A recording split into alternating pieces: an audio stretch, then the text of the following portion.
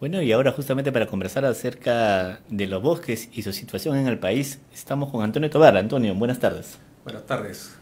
Gracias por Gracias por la acompañarnos. invitación. Gracias a usted por venir el día de hoy a acompañarnos en el programa.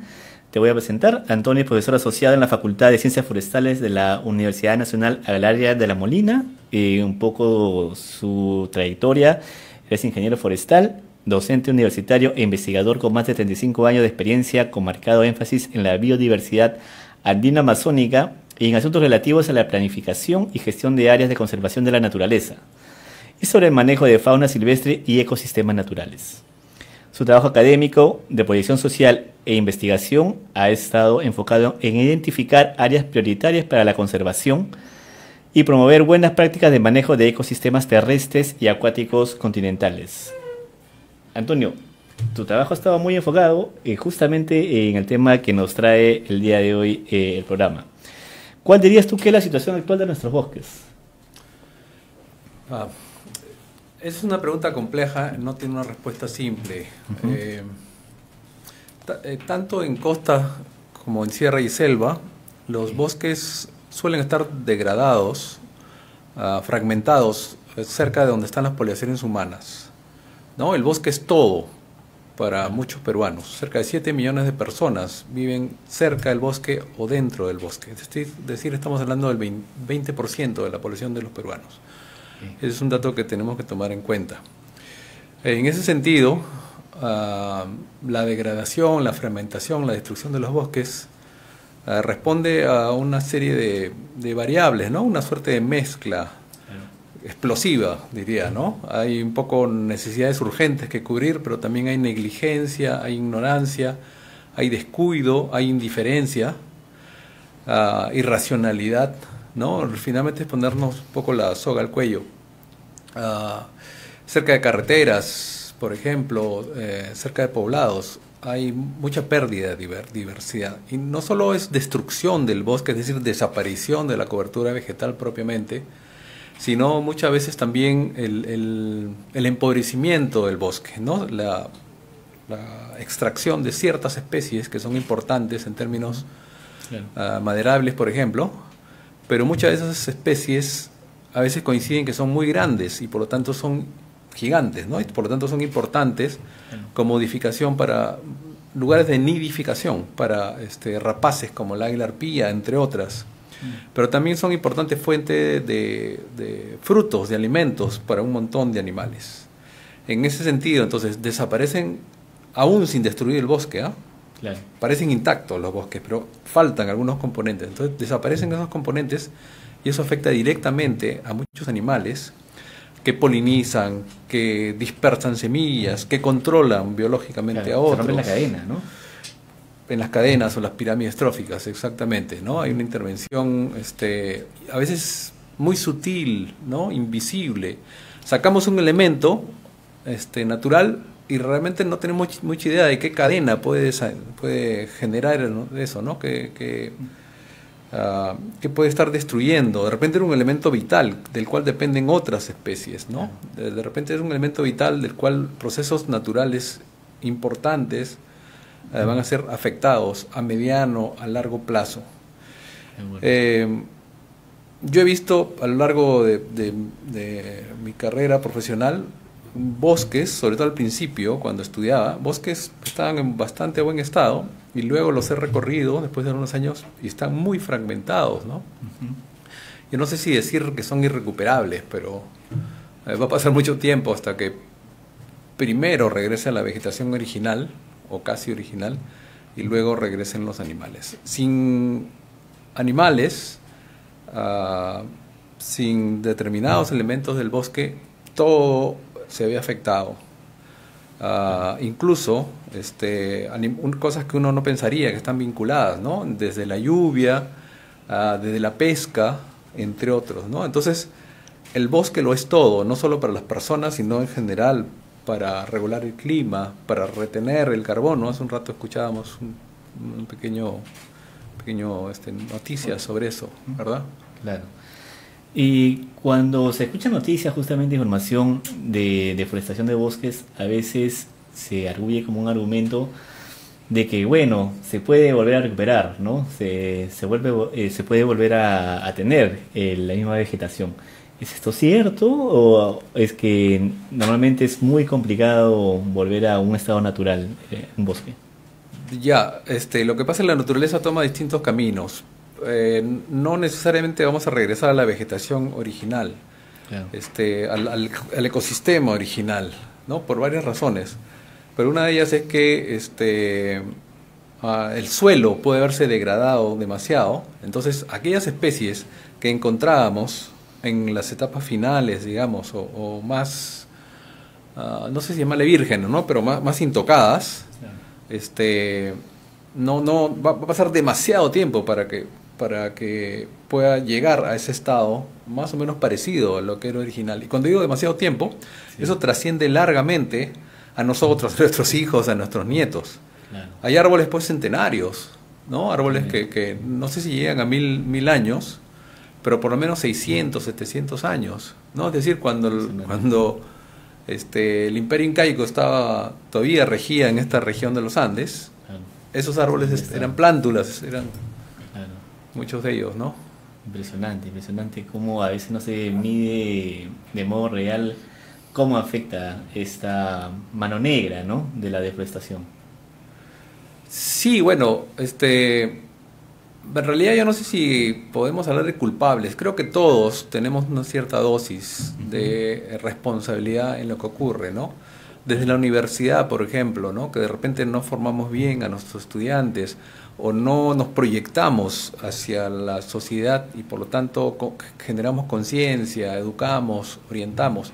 Pero obviamente también está el Estado, ¿no es cierto? Es los mismos ciudadanos. Hace un rato hablamos de ignorancia, indiferencia, o claro, necesidades de cubrir también requerimientos urgentes, ¿no? ¿Qué me llevo a la mesa? ¿Qué le doy a mis hijos? Etcétera. A veces tengo una necesidad, pues, un viaje, una enfermedad, un sepelio, y acudo al bosque a obtener un recurso. Recuerda, el bosque es la farmacia, es la ferretería, es el supermercado para muchísima gente que de repente no tiene constante insonante, pero tiene el bosque al costado, ¿no? Claro, quien sabe pescar no se muere de hambre en el bosque amazónico. Ahora, casi todo lo que estoy diciendo tiene un fuerte sesgo de la Amazonía, pero recordemos, hay bosques en sierra, en selva, en costa norte, sobre todo en las lomas, etcétera.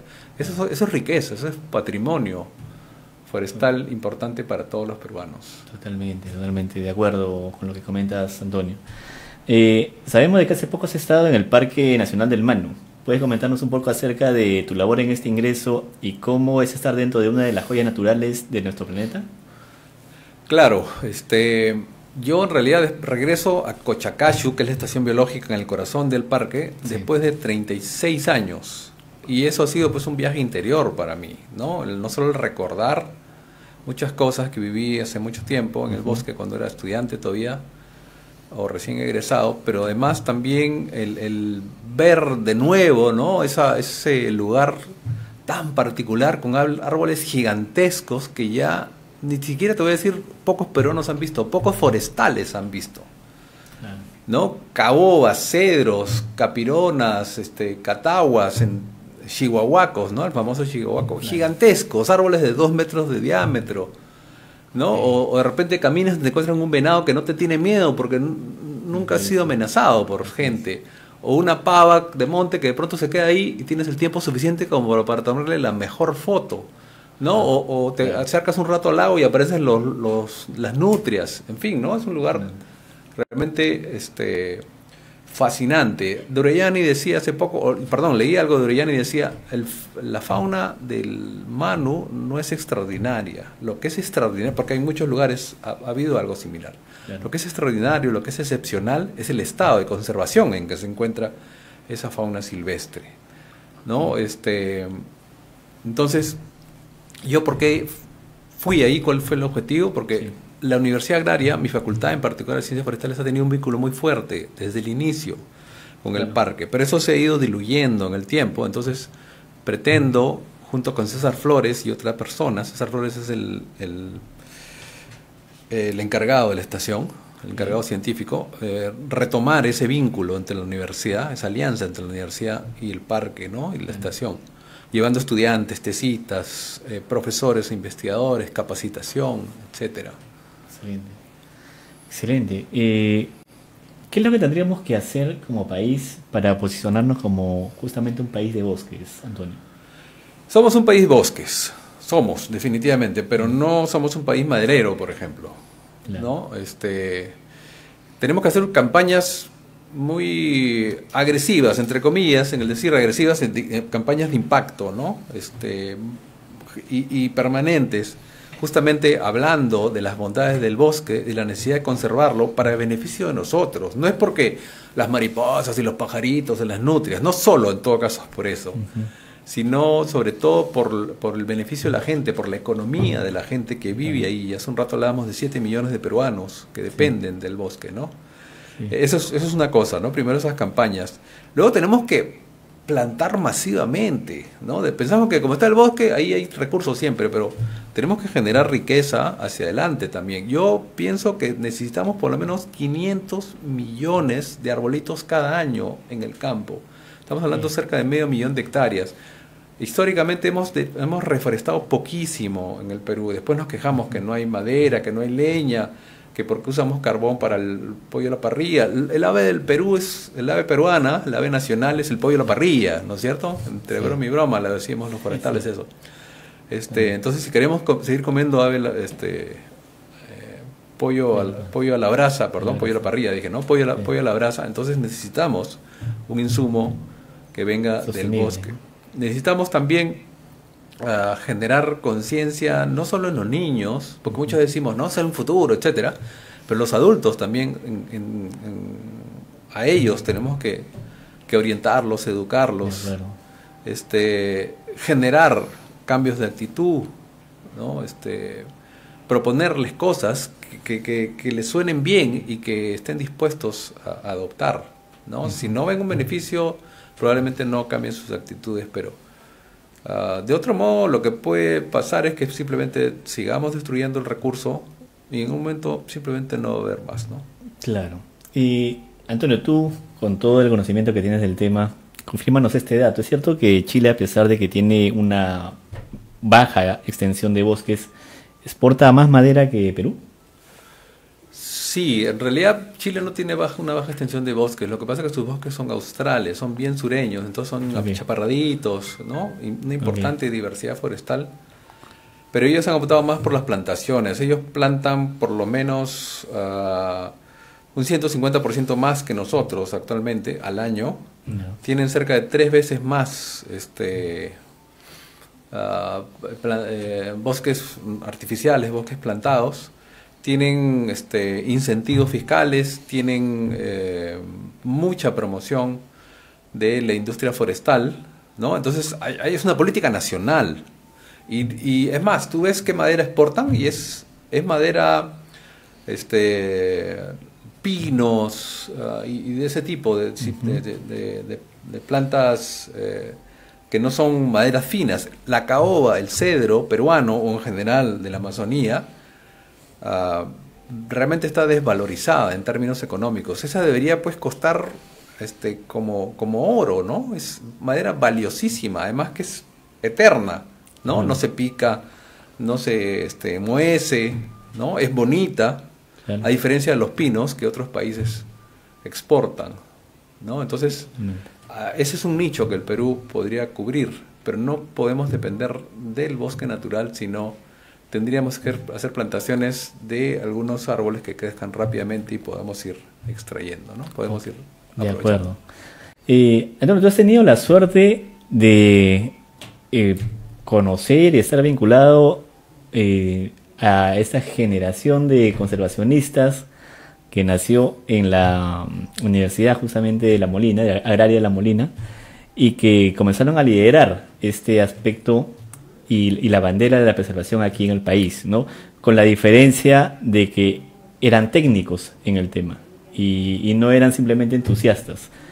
¿Cuál es la línea que tú has visto que se marca a partir de que sean los técnicos los que lideren este tema de conservación? A ver, Marc Durellani fue mi profesor tanto al principio de la carrera como al final de la carrera, eso fue un privilegio. Manuel Ríos ha sido mi profesor, también él me enseñó manejo de fauna, áreas protegidas. Carlos Ponce en la maestría me enseñó, pero sobre todo Carlos Ponce era amigo mío. Y efectivamente, ellos, si bien no son la primera generación, digamos, de conservacionistas, hay una ola anterior de los años 50 o por ahí. Claro. Ellos sí tenían base técnica como para hablar con fundamento. Así y justamente ellos generan Pronaturaleza, ¿no? Una de las organizaciones de conservación más importantes del país, y que ha tenido un impacto inmenso en el mundo rural, por ejemplo, ¿no? Y el tener esa base técnica pues les ha ayudado a que ellos generen a su vez nuevas generaciones de conservacionistas. Ha ayudado también a que intervengan con muchísimo impacto, por ejemplo, en la generación del Sistema Nacional de Áreas Naturales Protegidas por el Estado, ¿no? Durellani, Manuel Ríos, Carlos Ponce, son conocidísimos en ese tema, cuando hablas del plan director de las áreas protegidas, planes maestros, en fin, gestión de áreas protegidas. Pedro Vázquez también está, aunque él un poquito atrás en cuanto a generacionalmente, ¿no? Pedro Vázquez Ruesta. Y tú con el tiempo tomaste la batuta de justamente tus profesores y ahora eres un docente, con una fecunda labor en la universidad. ¿Cómo crees tú, o cuál dirías tú que es el perfil que debe tener un joven actualmente que postula a la Universidad Nacional Agraria de La Molina? Yo creo que tiene que ser una persona que le guste la naturaleza, definitivamente. Una persona que esté dispuesta a de pronto en algún momento dormir en una carpa, que los zancudos no le molesten tanto, que el calor o el frío no le moleste tanto. Esas es, digamos, las habilidades físicas, si quieres. Tiene que ser una persona también muy abierta, tiene que ser una persona con mucha sensibilidad social, tiene que ser una persona con cierta sensibilidad artística también, ¿no? De repente pensarías que es una locura, ¿qué tiene que ver un forestal con eso? Pero finalmente la persona que trabaja en manejo de recursos tiene que ser un artista en cuanto a negociar, en cuanto a conciliar, en cuanto a convencer, pero además hay un aprecio de la naturaleza y por lo tanto la necesidad de conservar a largo plazo. Perfecto. Antonio, para terminar, ¿qué proyectos tienes para este año? Estoy escribiendo un libro sobre áreas protegidas. De hecho, Marc Durellani acaba de sacar un libro. Yo, de haber sabido que él lo sacaba, yo de repente no me hubiera metido en ese proyecto. Pero en mi caso, si bien mucho más joven que Marc Durellani, estoy tratando de entrevistar a un montón de personas, ¿no? Entonces es una crónica desde los protagonistas. Ese es, digamos, un poco el tema, ¿no? Áreas naturales protegidas del Perú, crónica desde los protagonistas.